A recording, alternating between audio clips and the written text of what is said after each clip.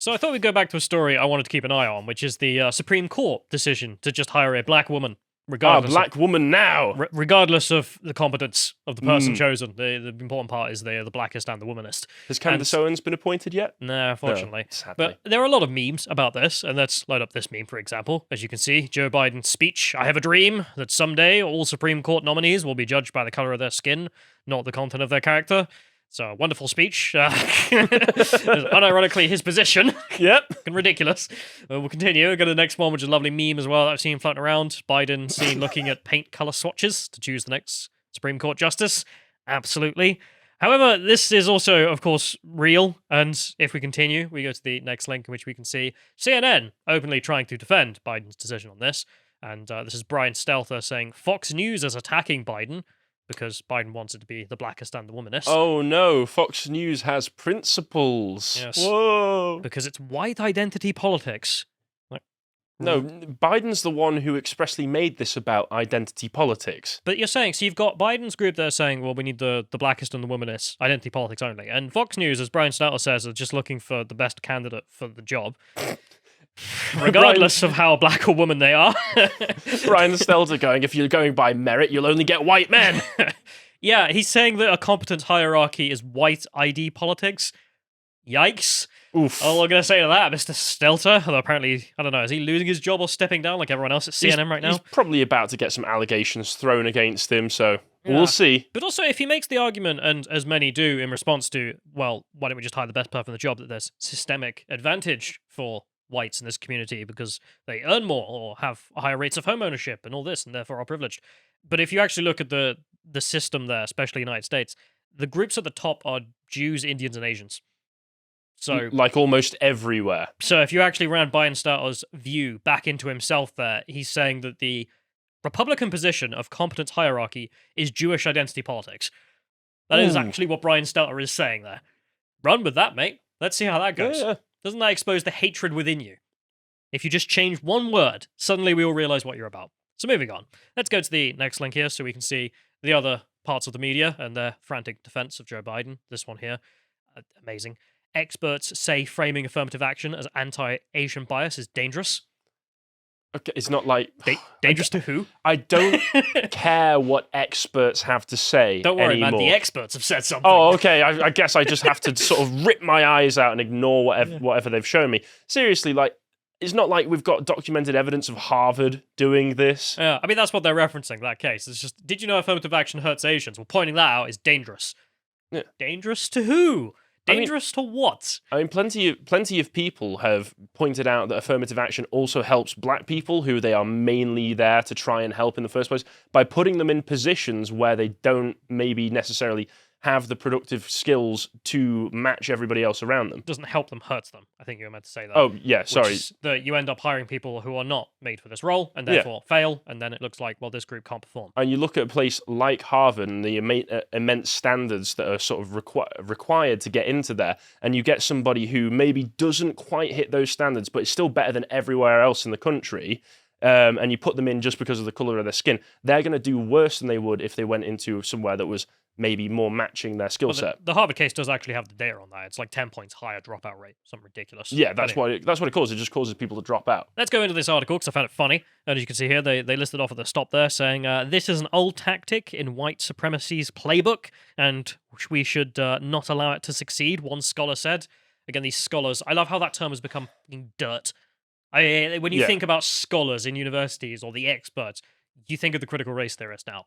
And you're just like, right, so anything they say is just dirt. Well, when I think point. University scholar, I just think communist. But again, white supremacy, I mean, as I said, they're definitely going by the CRT definition of white supremacy, that being, merit, productivity, then roll being it, on as time. I said, into the actually productive groups or the most competent groups in the United States by income alone, and you end up with saying, well, this is the Jewish supremacy's playbook. Yeah. Yikes, okay. Those damn Indian white supremacists. Damn it.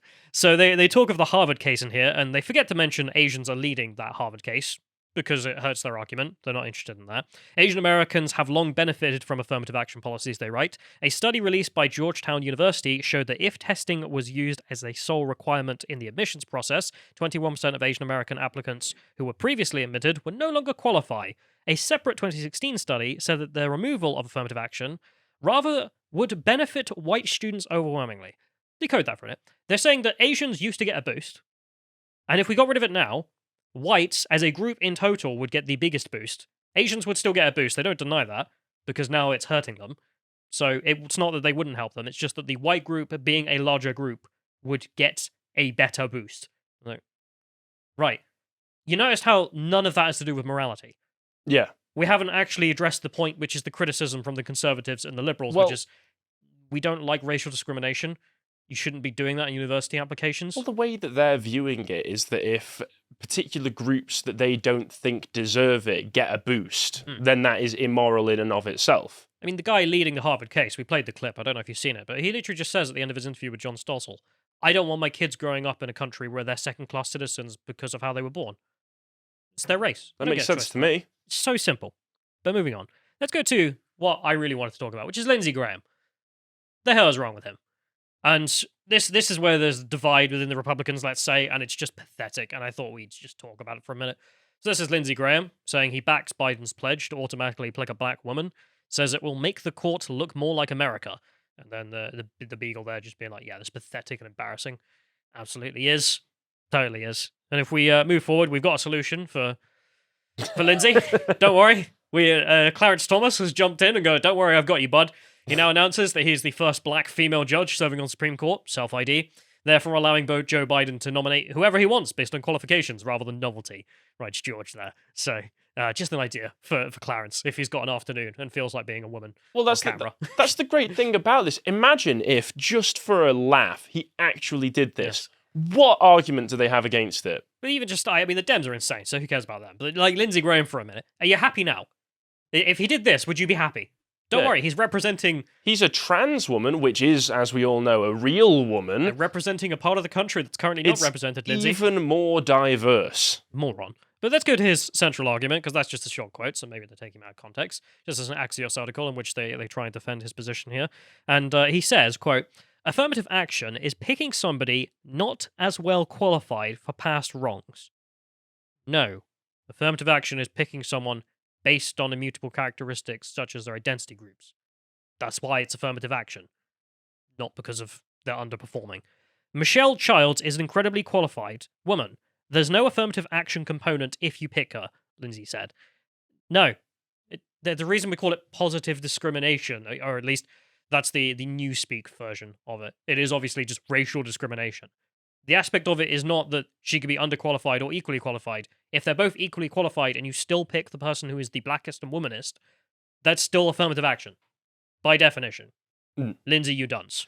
Well, that's the point where if they're both equally qualified, you don't take into account necessarily the colour of their skin, you just take into account, okay, how well are they going to mix with the rest of the team, for instance, just on personality traits or anything like that. But because also, in that situation, you do have to have some kind of tiebreaker mechanism. Sure, but this is all a thought experiment. There are never two applicants who are equally matched in every aspect. Oh, of course not. BS. So don't buy that for a minute. But it's the framing. He accepts the framing that we should be doing racial and gender discrimination when coming to pick candidates. That's a silly thing to believe. And if it is immoral to believe. I don't know who is Michelle Childs. I assume a black woman.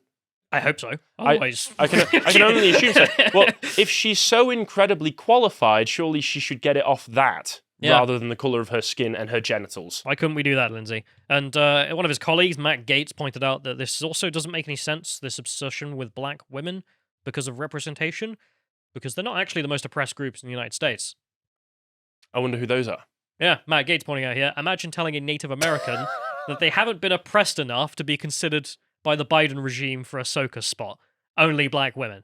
Well, that's a great point by Matt. That's a very good point. Why no American Indians, huh?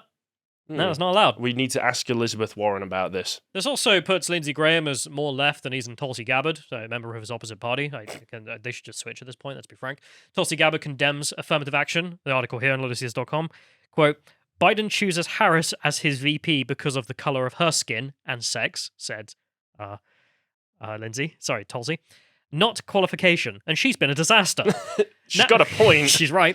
Now he promises to choose Supreme Court nominees on the same criteria. Identity politics is destroying the country. Absolutely right, Miss Gabbard. Completely correct. And then if we go to the next link, because there's some other things on this that I found funny that I think we should wrap up on, which is the first thing, MSNBC forgetting to log into their alt account. You can see this is a verified checkmark account. MSNBC just tweeted out of the blue. Conservatives don't mind affirmative action hires so long as the people they hired fit their preferred demographic.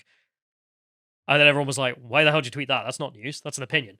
Yeah, It's just a that random kind of opinion. came out of nowhere. So- I mean, I would call MSNBC opinion over news anyway, but Sure. still. But it's clearly someone who just hadn't logged into the same account. At least that's what everyone thought. And then some article got published which had that title, and, well, most people are like, did you just write this real quick to try and cover up the fact that you clearly effed up? Oh, God, I got to write an article now. Oh, quick, get on it. I have to cover up the fact that I can't log out quick enough. I alt-posted by accident. Yeah, so let's go to the article itself. So this is the final criticism here. And this is listed. If Republicans dislike affirmative action so much, explain Amy Coney Barrett. I agree. I also agree that Amy Coney Barrett shouldn't be hired on the basis of she's got the most vagina of the candidates. We've measured. Yeah, it's the most ridiculous standard you could bloody think of. And they say in here, so she is the perfect embodiment of affirmative actions. Prime beneficiaries, white women. Right, the authors. That's right, leftists. Some advice. Go after white women even harder. That's a winning strategy, boys. This has worked so well so far. When Justice Ruth Bader Ginsburg's death opened up a seat on the court in 2020, then President Donald Trump vowed to replace her with a woman. Yeah. And you guys had no complaints because it fits in with your ideology perfectly. And yeah, it is silly of Donald Trump to just be like, I want the most vagina in the room. It was a dumb thing to do. I completely forgot that he did that. And when I was reminded, I was like, oh yeah, that was pretty dumb. Yeah, but why did he do it? Well, it's because of this screeching from you people. Well, he was trying to pander. I agree. Trump should be even more right-wing. He should be more strong on firm on these matters. I know you can tell exactly why he did it. What was 2020? Yeah. An election year. Obviously, that's why he did it. Some of you losers. I don't know why you bother, though. But let's go to the next one, and we can see their response at the time, because the author even gives a link to their response at the time, and all in here, they're just moaning and moaning about how Coney Barrett believes that abortion is murder. Okay. All right. She is a Republican. Yeah. Got it there. But there are no complaints about her being a diversity hire, because it's not a complaint you can give as a leftist. It's just not one. All you could complain about is she's white, and well, you already did that. And she doesn't like babies being killed. But this is the thing. Because I have such an interest in this story, because it is, of course, so funny on the basis that he just wants the blackest and the womanist candidate, but also the fact that, as we've mentioned, the Harvard case is coming up, and the diversity hire that he picks will have to sit on the table, whilst diversity hiring is made unconstitutional by the Supreme Court. I can't wait. There's no way to stop it. We go to the last clip here. I wonder if you can play this, Michael, without the audio, just so people can get some background footage of where my mind is at. They have nothing. They are just screaming. Affirmative action and its death is on the rails. It's happening. You cannot stop it. It's over. If you enjoyed that segment from the podcast, The Lotus Eaters, you can go to lotuseaters.com to get access to all the premium content we have on the site, such as the premium podcast we sometimes do, a sort of live hangout, and this one you can see here is I, for one, welcome our racist AI overlords, in which we take a look at the very racist AIs that are out there. And if you want to follow Carl, you can follow him on Getter at Carl Benjamin on Getter. Thank you and goodbye.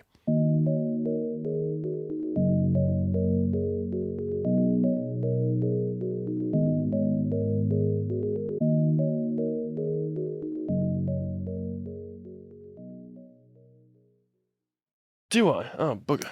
Thank you for pointing that out. It's like having your fly down. Oh, no. Oh, the comments are going to be roasting me. Cool, get a load of his wire. Oh, I love a big black wire, I do.